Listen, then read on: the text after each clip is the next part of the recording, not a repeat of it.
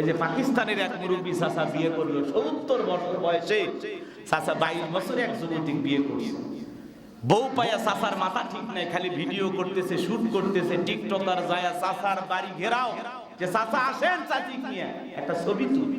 ফেসবুকে ছবি ছাড়িয়া চাচা বলতেছে সবাই তো বড় কিয়া করে, হ্যাঁ সবাই তো গুনাহ করে, আর আমি বিয়ে করছি। আলহামদুলিল্লাহ চাচা আপনি বিয়ে করছেন, ভালো কথা। তো বউরে নিয়ে এই যে ফটোশুট করতেছেন সিনেমা স্টাইলে, এগুলো কেন করতেছেন? এই পাকিস্তানের মুরব্বী চাচা ৭০ বছর বয়সে এক 22 বছরের তরুণীকে বিবাহ কইরা ভিডিও করে ভাইরাল করে দিচ্ছে সোশ্যাল মিডিয়ায়। আসলে বউ কি দেখানোর জিনিস? বলেন। আপনি বিয়ে করেছেন ভালো, আলহামদুলিল্লাহ, দোয়া করি আপনাদের জন্য। কিন্তু এগুলো কি করতেছে? সিনেমাকে হার বানাইতেছে। লক্ষ লক্ষ তরুণ হতাশ হয়ে যাচ্ছে যে চাচা কামটা কি করলো আর আমরা কি করছি। যুবক এত চ্যাটিং কইরা, ফিডিং দিয়া, নানান ধরনের প্রস্তাব দিয়ে একটা বউ খুঁজে পায় না। আর চাচার কাছে পয়সা আছে, সম্পদ আছে, টাকা আছে।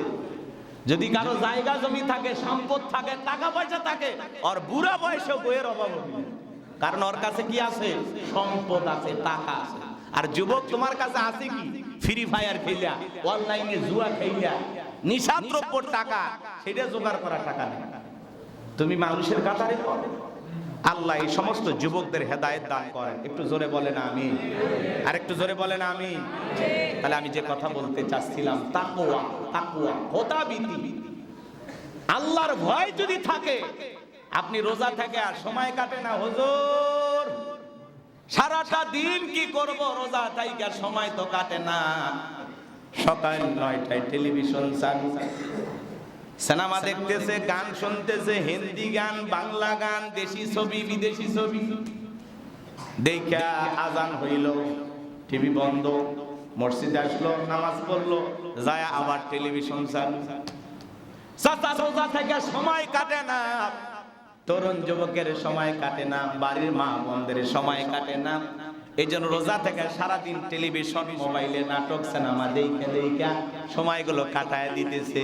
আর বলতেছে হুজুর রোজা থেকে টিভি দেখলে কি রোজা ভেঙে যায়? আপনি দেখলেনটা কি? আপনি দেখলেন সিনেমা, আপনি শুনলেন গান, এরপর আবার হুজুরের কাছে আইসা বলা লাগে আপনি যে কাম করেছেন এর মাধ্যমে আপনি নিজের বিবেককে জিজ্ঞাসা করেন রোজা থেকে এগুলো করা জায়েজ আছে না নাই? কথা বোঝেন নাই? রোজা থেকে গান শোনা যাবে? হ্যাঁ, রোজার পরেও শোনা যাবে? হারাম তো হারাম হয়ে আছে। সিনেমা দেখা রোজার আগেও হারাম ছিল, এখনো হারাম। গান শোনা আগেও হারাম ছিল, এখনো হারাম। আপনি টেলিভিশন থেকে সময় কাটাইতেছেন। আরে ভাই সময় কাটে না, কোরআন পড়ে সময় কাটান, ইসলামিক বই পড়ে সময় কাটান, জিকির করে সময় কাটান।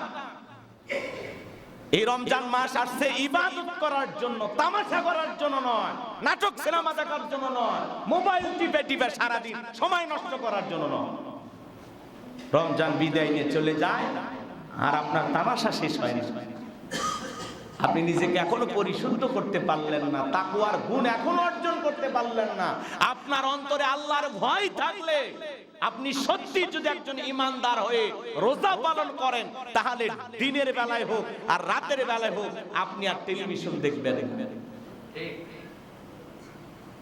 দেখেন কি খবর, দেখেন ইসলামিক ওয়াজ শোনেন, কোরআন তেলাওয়াত শোনেন, ভিন্ন কথা। যেগুলো দেখা জায়েজ আছে সেগুলো দেখতে পারেন। রিমোট তো আপনার হাতে। কথা বোঝেন নাই? আপনি কি দেখতেছেন? বোঝেন নাই কথা, মনে বোঝেন না। আমি কি দেখাকে হারাম করে দিলাম? দেখা হারাম না, দেখতেছেন কি এটার উপর নির্ভর করতেছে হালাল আর হারাম। কথা বোঝেন নাই? হালাল হারাম আপনার উপরে। আপনি যদি কোরআন তেলাওয়াত শোনেন, ওলামা ইকরামদের ওয়াজ নসিহত শোনেন, তাহলে তো হারাম না। দেশের প্রয়োজনীয় খবর দেখতেছেন, কোনো সমস্যা নেই। কিন্তু আপনি যদি রং ঢং দেখেন, নাচ গান দেখেন, তখন তো আর এটা জায়েজ থাকলো না, হয়ে গেল কি হারাম। ওটা হলো আপনার উপরে, আপনার নফসের উপরে, আপনার বিবেকের উপরে, আপনার দেখার উপরে। হালাল হারাম আপনার কাছে, আপনি সবই জানেন, না জেনে তো যাওয়ার উপায় নেই। সবই আমরা জানি বুঝি, কিন্তু আমলের দিক দিয়ে আমরা জিরো। এই জন্য বলতেছি ভাই, সর্বশেষ যে কথা, তাকওয়ার গুণ আমাদেরকে অর্জন করতে হবে। এই রমজান মাস এসেছে আমাদেরকে তাকওয়া শিখাইতে, আমরা যেন খোদাভীতিটা শিখতে পারি। রমজান মাস আসছে, আমরা যেন সত্যিকারে আল্লাহ ওয়ালা হতে পারি। এই জন্য কাজ করা লাগবে, এই জন্য আপনাকে পরিশুদ্ধ হওয়া লাগবে, খাঁটি ইমানদার হওয়া লাগবে, নিয়ত করা লাগবে যে আমি গুনাহ ছেড়ে দেব। আজকে প্রশাসনের অনেক ভাইয়েরা বলতেছে যে আমরা আর ঘুষ খাবো না, অনেক ভাইয়েরা বলতেছে, আলহামদুলিল্লাহ, ভালো কথা। যেই পুলিশ এক সময় আলেমদের হাতে হাত করা পড়াইছিল, আজকে সেই পুলিশ আলেমদের পাশে বৈশা আলেমদের কথা শুনতেছে তাকায় থেকে। কথা বোঝেন না? রাগ করতেছেন? এই যে সমাজের যে পরিবর্তন, তারা আবার ডাইরেক্ট পুলিশের সামনে বলতেছেন, হাসনাত আব্দুল্লাহ নাম ধরে ধরে বলতেছে কে কে ঘুষ খায়। ওসি সাহেবকে বলতেছেন সতর্ক করে দিলাম, সাবধান করেন, কন্ট্রোল করেন।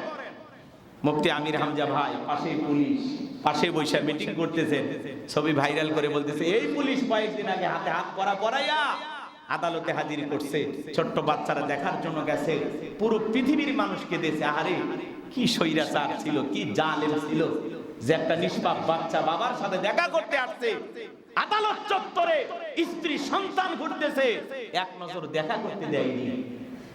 আজকে সেই আমির হামজার পাশে পুলিশ বইসা আমির হামজার বক্তব্য শোনে, লেখা আছে প্রধান অতিথি মুফতি আমির হামজা এমপি। আমির হামজা প্রধান অতিথি, ডিসি অফিসে মিটিং করতেছে, ডিসি এসপি ওসি বৈশা বৈশা কথা শুনতেছে। উনি বলতেছে, উনি নির্দেশ দিতেছে, তাদেরকে চালাইতেছে যে এভাবে চালান, এভাবে কাজ করতে হবে, আপনাদের এই দায়িত্ব। যে আলেমকে ধরে পুলিশ পিটাইলো, আয়না ঘরে বন্দি করে রাখলো, জেলখানায় রাখলো, আজকে সেই পুলিশ আলেমদের কথা শুনতেছে। সময়ের পরিবর্তন, আলহামদুলিল্লাহ। আমরা তো এমন সমাজই দেখতে চাই যে প্রত্যেকটা জায়গাতে পরিবর্তন আসবে, সমাজের সব মানুষ পরিবর্তন হয়ে যাবে, সব মানুষের অন্তরে। ওখানকার ডিসি, ওনার নামটা আমি ভুলে গেলাম, উনি বলতেছে যে আমাদের বসার জন্য এত বড় চেয়ার কেন বানাইছেন? এই চেয়ারে তো আমি ধরতেছি না, চেয়ার আমার চাইতে বড়, এগুলো তো অপচয়। দেখছেন আলেমের পাশে থেকে কি করে অপচয় রোধ করতেছে, যে চেয়ার বড় হয়ে গেছে, অপচয় রোধ করতে হবে, রাষ্ট্রীয় খরচ কমায়া দিতে হবে। আলহামদুলিল্লাহ, এমন সমাজই তো আমরা দেখতে চাই, যে সমাজ এগুলো থাকবে না, পুরোটা সমাজ পরিবর্তন হয়ে যাবে, দেশের সব মানুষ আল্লাহওয়ালা হয়ে যাবে। ওই যে আমি ছবির কথা বললাম গত জুমায়, এটা অনেকে আমাকে ফোন দিয়েছে যে হুজুর আপনি তো মনে হয় বিএনপি করেন, কথা বলছেন না, আপনি এই কথা বললেন। আমি বললাম ভাই, এর আগে নেতার মাথায় বাপের ছবি, কার ছবি ছিল? বাপের ছবি, নানান ছবি দেখছিল। কিন্তু রমজানে নতুন প্রধানমন্ত্রী জনাব তারেক রহমান বসছে, তার মাথার উপরে লেখা আছে কালেমা। দেখে আমাদের ভালো লাগছে, এজন্য প্রশংসা করেছি, তাকে ধন্যবাদ জানিয়েছি যে এই দৃশ্যটাই আমরা দেখতে চাই। আমরা ইমানদার, আমাদের মাথার উপরে থাকবে কালেমা, লা ইলাহা ইল্লাল্লাহু মুহাম্মাদুর রাসূলুল্লাহ। আমাদের মাথার উপরে ছবি ঝুলানোর সংস্কৃতি আমরা দেখতে চাই না। কথা বলেন, এই ছবি ঝুলায় লাভটা কি? যিনি কবরে চলে গেছেন, যিনি মারা গেছেন, ওনার জন্য খালি দোয়া থাকবে, দোয়া থাকবে। কথা বলেন, ছবি ঝুলায় লাভ আছে? এর কারণে উনি কি কবরে 10টা সওয়াব পাবে নাকি? পাবে। তো এই জন্য জনাব তারেক রহমানের মাথার উপরে কালেমা ঝুলানো আছে, এই জন্য আমরা দোয়া করেছি। উনি অনেক অনেক কাজ করতেছেন, দেখে হেঁটে হেঁটে যাচ্ছেন, অফিস করার জন্য যাচ্ছেন। তো অনেক জায়গায় অনেক ভালো উদ্যোগ গ্রহণ করতেছেন। আবার কিছু কিছু মানুষের কারণে উনি একটু